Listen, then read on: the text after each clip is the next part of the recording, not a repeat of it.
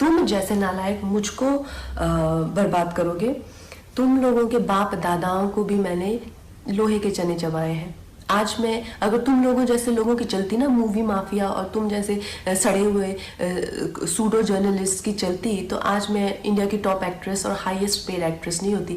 मैं तुम्हारे सामने हाथ जोड़ती और कह रही हूँ कि प्लीज़ मुझे बैन करो। नमस्कार दोस्तों, आज मैं अपनी जो हमारी इंडियन मीडिया है उसके बारे में आपसे कुछ कहना चाहती हूँ, लेकिन मैं ये ज़रूर कहूँगी कि ऐसा नहीं है कि हर जगह अच्छे लोगों के साथ में कुछ बुरे लोग भी होते हैं। और जो मीडिया है उसने जितना मुझे प्रोत्साहित किया है, जितना मुझे प्रेरित किया है, इतने अच्छे सलाहकार, इतने अच्छे दोस्त जो मुझे मीडिया में मिले हैं, मैं कहूँगी कहीं ना कहीं मेरी सफलता में उनका बहुत बड़ा हाथ है। उनकी मैं हमेशा आभारी रहूँगी।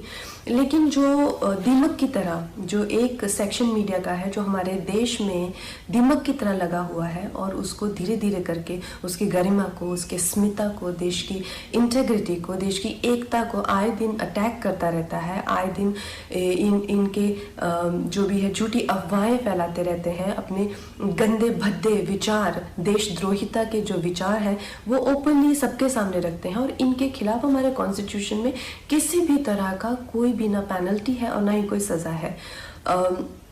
आप तो इस चीज़ से मुझे बहुत ही ज़्यादा ठेस लगी और मैंने अपने आप में ही ये डिसाइड कर लिया कि ये जो दोगली मीडिया है, ये जो बिकाऊ मीडिया है जो खुद को लिबरल कहती है, सेक्युलर कहती है, और कुछ नहीं है, 10वीं फेल भी नहीं है ये लोग सूडो लिबरल हैं और ये लोग बिल्कुल भी सेक्युलर नहीं है। अगर ये सेक्युलर होते तो हमेशा धार्मिक चीज़ों को लेके देश की एकता पर हमेशा प्रहार नहीं करते। ऐसे ही एक चिंदी से जर्नलिस्ट को मैं 1-2 दिन पहले एक प्रेस कॉन्फ्रेंस में मिली, तो उसी की तरह बहुत सारे लोग हैं जो जितने भी हमारे जो सीरियस इश्यूज़ हैं, हमारे जो सीरियस कॉजेज़ हैं। वर्ल्ड एनवायरनमेंट में डे के दिन मैंने प्लास्टिक बैन को लेके एक कैंपेन किया था जिसमें मैंने प्लास्टिक के ख़िलाफ़ ईशा योगा सेंटर के साथ में काफ़ी कुछ एक्टिविटीज़ की थी। इस जर्नलिस्ट को मैंने उसकी खिल्ली उड़ाते हुए देखा।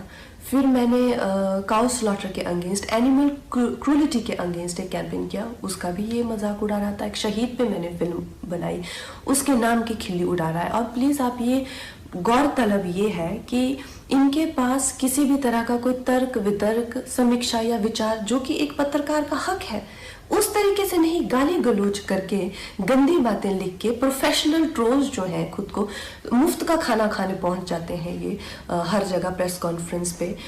मैं जानना चाहती हूँ कि कोई तो क्राइटेरिया होना चाहिए कि अगर आप खुद को जर्नलिस्ट कह रहे हैं, क्या आपने किया हुआ है? मुझे एक अपना लिखा हुआ कोई ना कोई एक पीस या एक ब्लॉग, जैसे मैं खुद को अगर कलाकार कहती हूँ तो कुछ तो होना चाहिए टू माई क्रेडिट। आप खुद को क्यों पत्रकार कह रहे हैं? किस लिए आप पत्रकार बने हुए हैं? इन 3-4 लोगों ने मिलकर, क्योंकि मैंने उस इंसान के प्रश्नों का उत्तर देने से मना कर दिया, मैंने कहा एक इंटरनेशनल को मैं क्यों एंटरटेन करूं? मेरे पास किसी भी तरह के देशद्रोही के लिए 0% टॉलरेंस है। तो 3-4 लोगों ने मिलकर मेरे खिलाफ एक कोई गिल्ड बनाई है, शायद कल ही बनी है, ना ही उसकी कोई मान्यता ही है और ना ही उसकी कोई धारणा ही है। तो उस गिल्ड के चलते हुए लोगों ने मुझे धमकी देना शुरू किया है कि मुझे बैन कर देंगे या मेरी कोई चीज़ का मुझे कवर नहीं करेंगे या मेरा करियर बर्बाद कर देंगे। अरे नालायकों, देशद्रोहियों, बिकाऊ लोगों, तुम लोगों को खरीदने के लाखों भी नहीं चाहिए। तुम लोग तो इतने सस्ते हो, 50-60 रुपए में बिछ जाते हो। जो अपनी देश के साथ गद्दारी करे, अपनी ही थाली में जिसमें खाते हैं उसी में छेद करते हैं, तुम जैसे नालायक मुझको बर्बाद करोगे। तुम लोगों के बाप दादाओं को भी मैंने लोहे के चने चबाए हैं। आज मैं अगर तुम लोगों जैसे लोगों की चलती ना मूवी माफिया और तुम जैसे सड़े हुए सूडो जर्नलिस्ट की चलती तो आज मैं इंडिया की टॉप एक्ट्रेस और हाईएस्ट पेड एक्ट्रेस नहीं होती। मैं तुम्हारे सामने हाथ जोड़ती और कह रही हूँ कि प्लीज़ मुझे बैन करो, क्योंकि मैं नहीं चाहती कि मेरी वजह से तुम लोगों के घर में चूल्हा जले। और इससे ज़्यादा बड़ा एहसान आप मुझ पे नहीं कर सकते कि आप मुझे बैन कीजिए। और जो भी मेरे भाई बहन इस देश के जो युवक युवतियाँ हैं जिन्होंने इन लोगों का बहिष्कार किया है, और जब मणिकर्णिका फिल्म भी आई थी और मूवी माफिया उसके अगेंस्ट पूरी गैंग अप हो गई थी, तो इन बच्चों ने इतने अच्छे तरह से हर दिन we stand with Manikarnika trend किया, उस फिल्म को बहुत सफल बनाया। फिल्म ने 150 करोड़ से ज़्यादा का बिजनेस किया और इस चीज़ से मुझे इतना गर्व है अपने देशवासियों पर। आप लोगों के लिए जो हो पाएगा उससे भी ज़्यादा करके दिखाएंगे। बहुत बहुत धन्यवाद।